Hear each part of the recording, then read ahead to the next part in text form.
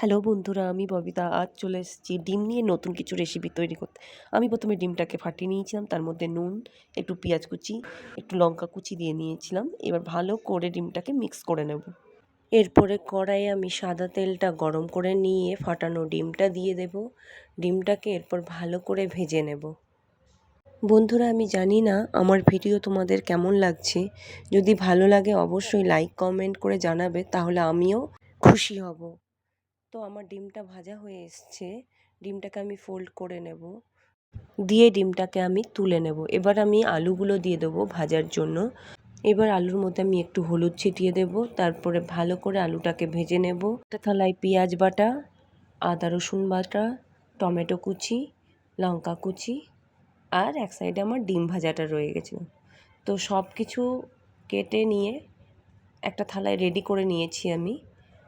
এবার একটা পাত্রে আমার ভাজা আলুগুলোকে একে একে তুলে নেব। আলুগুলো আমি তুলে নিয়েছি। দেখুন, আমার আলুগুলো বেশ ভালোই ভাজা হয়ে গেছে। ওই একই তেলে আমি তেজপাতা দিয়ে দিলাম, সাদা জিরে দিয়ে দিয়েছি, আমি দারচিনি একটু দিয়ে দিলাম। এবার আমি কড়াইয়ে এটাকে ভালো করে ভেজে নেব। এরপর আমি কাঁচা লঙ্কাগুলো দিয়ে দেবো একে একে, আবার একটুখানি নাড়িয়ে চাড়িয়ে নেব ভালো করে। এবার পেঁয়াজ বাটাটা দিয়ে দেব। এবার নেড়ে চেড়ে একটু ভেজে নেব পেঁয়াজটাকে আমি। তারপরে আমি একটু লবণ দিয়ে দেবো, আবারও কিছুক্ষণ ভেজে নিতে হবে। এবার আমি একটু টমেটো কুচি দিয়ে দিলাম। টমেটো কুচিটা দিয়ে আবারও একটু ভালো করে নেড়ে চেড়ে ভেজে নেব। পেঁয়াজটা ভালো করে ভেজে আসলে লাল লাল হয়ে, এবার আমি এর মধ্যে আদা রসুনের পেস্টটা দিয়ে দেব।